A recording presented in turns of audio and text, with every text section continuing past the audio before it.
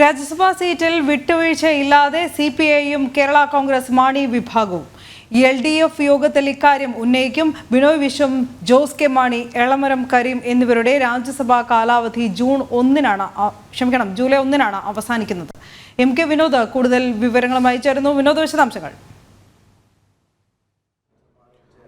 അനു, LDF-ൽപ്പെട്ട പ്രധാനപ്പെട്ട 3 നേതാക്കളുടെ രാജ്യസഭാ കാലാവധിയാണ് ജൂലൈ 1 അവസാനിക്കുന്നത്. അനു സൂചിപ്പിച്ച പോലെ തന്നെ CPI സംസ്ഥാന സെക്രട്ടറി ആയിട്ടുള്ള ബിനോയ് വിശ്വം, അതേപോലെ തന്നെ കേരള കോൺഗ്രസ് ചെയർമാനായിട്ടുള്ള ജോസ് കെ മാണി, CPM-ന്റെ പ്രമുഖ തൊഴിലാളി നേതാവും CITU സംസ്ഥാന സെക്രട്ടറി കൂടിയായിട്ടുള്ള എളമരം കരീം, ഇവരുടെ കാലാവധിയാണ് ജൂലൈ 1 അവസാനിക്കുക. സ്വാഭാവികമായും CPIയുടെ സംസ്ഥാന സെക്രട്ടറിയാണ് ബിനോയ് വിശ്വം, അതുപോലെ തന്നെ കേരള കോൺഗ്രസ് എമ്മിൻ്റെ നേതാവാണ് ജോസ് കെ മാണി. ഈ 2 പ്രമുഖരുടെ കാലാവധി, അവരുടെ രാജ്യസഭാ സീറ്റിൻ്റെ കാലാവധി അവസാനിക്കുമ്പോൾ സ്വാഭാവികമായും ഇവർ വീണ്ടും ആ സീറ്റ് ആവശ്യപ്പെടുകയാണ്. CPI ഇപ്പോൾ പറഞ്ഞിരിക്കുന്നത് ഇത് ഞങ്ങൾക്ക് അവകാശപ്പെട്ട സീറ്റാണ്, മറ്റാർക്കും വിട്ടു നൽകാനാവില്ല എന്നുള്ളതാണ്. LDF-ലെ 3 രാജ്യസഭാ MP-മാരുടെ കാലാവധി അവസാനിക്കുമെങ്കിലും നിലവിലുള്ള നിയമസഭയിലെ MLA-മാരുടെ കണക്ക് പരിശോധിക്കുമ്പോൾ 2 MP-മാരെയാണ് ഭരണപക്ഷത്തെ LDF-ന് വിജയിപ്പിക്കാനാവുക. ഒരു സീറ്റ് UDF-ന് വിജയിക്കാൻ കഴിയും. സ്വാഭാവികമായും UDF-ന്റെ അടുത്ത സീറ്റ് മുസ്ലിം ലീഗിന് നൽകാം എന്നുള്ള ധാരണ ലോക്സഭാ സീറ്റ് വിഭജന ചർച്ചയ്ക്കിടെ തന്നെ ധാരണയായതായിരുന്നു. അപ്പോൾ ഒരു സീറ്റ് UDF-ന് പോകുമ്പോൾ പിന്നീട് 2 സീറ്റാണുള്ളത്. ഈ 2 സീറ്റ് എങ്ങനെ വിഭജിക്കുമെന്നുള്ളതാണ് LDF-നെ സംബന്ധിച്ച വലിയ തലവേദന. കാരണം CPM-നെ സംബന്ധിച്ച പ്രധാനപ്പെട്ട ഒരു നേതാവ് രാജ്യസഭയിൽ നിന്നും കാലാവധി പൂർത്തിയാക്കുന്നു, എളമരം കരീം.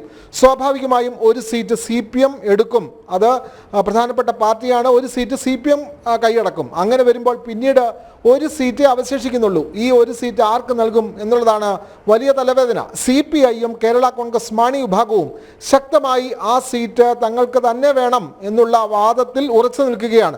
CPI ഇപ്പോൾ തന്നെ പറയുന്നു അത് ഞങ്ങൾക്ക് അവകാശപ്പെട്ട സീറ്റാണ്, അത് മറ്റാരും ആ സീറ്റിൽ കണ്ണുവെക്കേണ്ടതില്ല എന്ന് പറയുന്നു. കേരള കോൺഗ്രസ് മാണി വിഭാഗം ഇന്ന് കോട്ടയത്ത് അവരുടെ സംസ്ഥാന നേതൃയോഗം കൂടുന്നുണ്ട്. അതിൻ്റെ പ്രധാന അജണ്ട എന്ന് പറയുന്നത് രാജ്യസഭാ സീറ്റിൽ അവകാശവാദം ഉന്നയിക്കുക എന്നുള്ളതാണ്. ഇടതുമുന്നണി യോഗത്തിലാണ് ഇത്തരം കാര്യങ്ങൾ തീരുമാനമാവുക. LDF-ലെ 2ാം ഘടകകക്ഷി എന്നുള്ള നിലയിൽ CPI ശക്തമായി തങ്ങളുടെ സീറ്റ് നിലനിർത്താൻ ആവശ്യപ്പെടും. അതുമാത്രമല്ല, ബിനോയ് വിശ്വം അവരുടെ ദേശീയ നേതാവാണ്, സംസ്ഥാന സെക്രട്ടറി കൂടിയാണ്.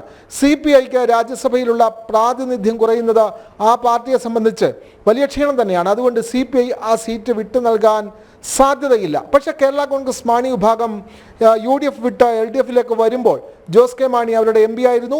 ആ സീറ്റ് രാജിവെച്ച ശേഷം വീണ്ടും ആ സീറ്റ് ജോസ് കെ മാണിക്ക് തന്നെ ഇടതുമുന്നണി നൽകുകയായിരുന്നു. അങ്ങനെയുള്ള ചില ധാരണകളൊക്കെ തന്നെ പറഞ്ഞുകൊണ്ടാണ് മാണി വിഭാഗം ഇടതുമുന്നണിയിലേക്ക് വന്നത്. എന്തായാലും ലോക്സഭാ തെരഞ്ഞെടുപ്പ് ഫലം ജൂൺ 4 വരുന്നു. അത് കഴിഞ്ഞ ശേഷം LDF-ൽ വലിയ തലവേദനയാണ് രാജ്യസഭാ സീറ്റിനെ സംബന്ധിച്ച്. 3 പ്രധാനപ്പെട്ട നേതാക്കൾ രാജ്യസഭാ സീറ്റ് കാലാവധി പൂർത്തിയാക്കുന്നു. പിന്നീട് ലഭിക്കുന്ന 2 സീറ്റുകളാണ്.